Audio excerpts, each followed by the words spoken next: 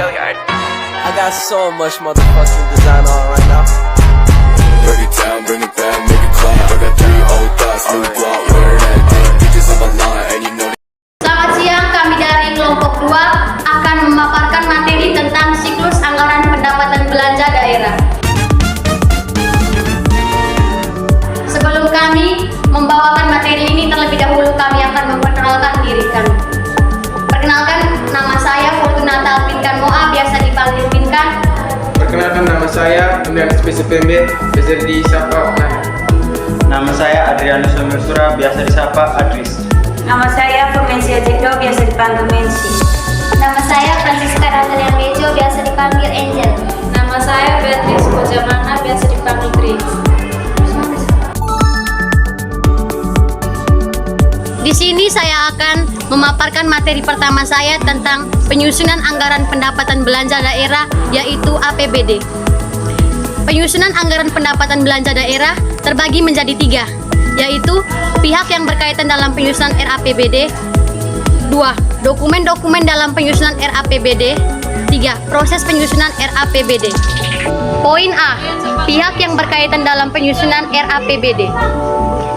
Pihak yang berkaitan dalam penyusunan RAPBD dibagi menjadi 6 bagian, yaitu 1. Tim Anggaran Pemerintah Daerah TAPBD, 2. Satuan Kerja Perangkat Daerah SKPD, 3. Pejabat Pengelola Keuangan Daerah PPKD, 4. Sekretariat Daerah STDA, 5. Kepala Daerah, 6. Dewan Perwakilan Rakyat Daerah DPRD. Poin B. Dokumen-dokumen dalam penyusunan RAPBD. Dokumen-dokumen dalam penyusunan RAPBD dibagi menjadi 5 bagian. 1. Kebijakan umum APBD, yaitu disingkat KUA. 2. Nota kesepakatan KUA. 3. Prioritas dan plafon anggaran sementara. 4. Nota kesepakatan PPAS. 5. Rencana kerja dan anggaran RKA. Poin C. Proses penyusunan APBD. Proses penyusunan RAPBD dibagi menjadi 5 bagian, yaitu 1. Penyusunan kebijakan umum APBD yang disingkat KUA APBD. 2. Penyusunan prioritas dan plafon anggaran sementara yang disingkat PPAS. 3. Penyusunan surat edaran pedoman penyusunan RKA SKPD. 4. Penyusunan rencana kerja dan anggaran RKA SKPD. 5. Penyiapan RAPBD. Yang kedua, pengesahan rencana anggaran pendapatan belanja daerah atau RAPBD. A. Pihak yang berkaitan dalam pengesahan RAPBD. Poin 1. Tim Anggaran Pemerintahan Daerah. Yang kedua, Satuan Kerja Perangkat Daerah. Yang ketiga, Pejabat Pengelolaan Keuangan Daerah. Yang keempat, Sekretariat Daerah. Yang kelima, Kepala Daerah. Yang keenam, Dewan Perwakilan Rakyat Daerah. Yang ketujuh, Gubernur atau Mendagri. B. Dokumen dalam pengesahan RAPBD meliputi RAPBD, nota keuangan, dan lampiran-lampiran yang terdiri atas ringkasan APBD, rekapitulasi belanja, daftar jumlah pegawai, daftar piutang daerah, daftar investasi daerah, daftar penambahan dan pengurangan aset tetap, dan daftar dana cadangan. Yang ke C. Proses pengesahan RAPBD. Poin A. Pembahasan RAPBD. Yang kedua, evaluasi RAPBD dan rancangan peraturan kepala daerah penjabaran APBD. Yang ketiga, penetapan perda APBD dan peraturan kepala daerah penjabaran APBD. Yang kelima, penyusunan rancangan peraturan kepala APBD apabila persetujuan bersama tentang RAPBD tidak dicapai. Yang keenam, penempatan rencana peraturan kepala daerah apabila persetujuan bersama tentang RAPBD tidak dicapai. Yang ketiga, pelaksanaan pendapatan. Dalam pelaksanaan pendapatan terdapat 3 poin penting.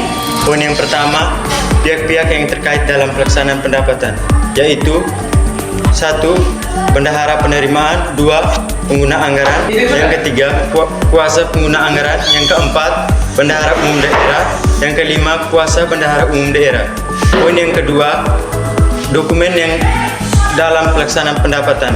Dokumen yang terkait dalam pelaksanaan pendapatan meliputi surat ketepatan pajak daerah, surat ketepatan retribusi daerah, surat tanda setoran, dan surat tanda bukti pembayaran. Poin yang ketiga, proses pelaksanaan pendapatan. Proses pelaksanaan pendapatan terdiri dari penerimaan pendapatan dan perbuatan laporan pertanggungan penerimaan. 4. Pelaksanaan belanja. Poin A, pihak-pihak terkait dalam pelaksanaan belanja.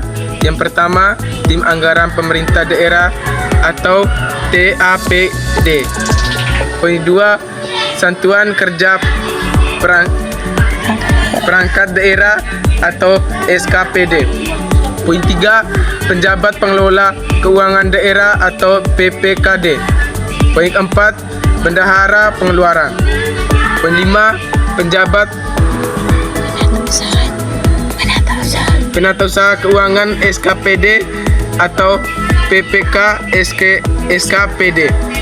Poin 6, penggunaan anggaran atau PA. Poin 7, kuasa penggunaan anggaran atau KPA. Poin 8, bendahara umum daerah atau BUD. Poin 9, kuasa bendahara umum daerah atau kuasa BUD. Poin 10, sekretariat daerah atau Setda. Poin B, dokumen-dokumen dalam pelaksanaan belanja. Dokumen-dokumen tersebut meliputi dokumen pelaksanaan anggaran atau DPA, anggaran kas surat penyediaan dana atau SPD, surat pemerintah pembayaran atau SPP, surat pemerintah membayar atau SPM, dan surat pemerintah pencairan dana SPPD. Poin C, proses pelaksanaan belanja. Proses pelaksanaan belanja terdiri dari hal-hal sebagai berikut. Yang pertama, penyusun dokumen pelaksanaan anggaran atau DPA. Yang kedua, penyusunan anggaran kas. Yang ketiga, penerbitan surat penyediaan dana atau SPD. Yang keempat, pengajuan surat pemerintah pembayaran atau SPP. Yang kelima, penerbitan surat pemerintah pembayaran atau SPM. Yang keenam, penerbitan surat pemerintah pencairan dana atau SPZD. Yang ketujuh, pembelanjaan dana.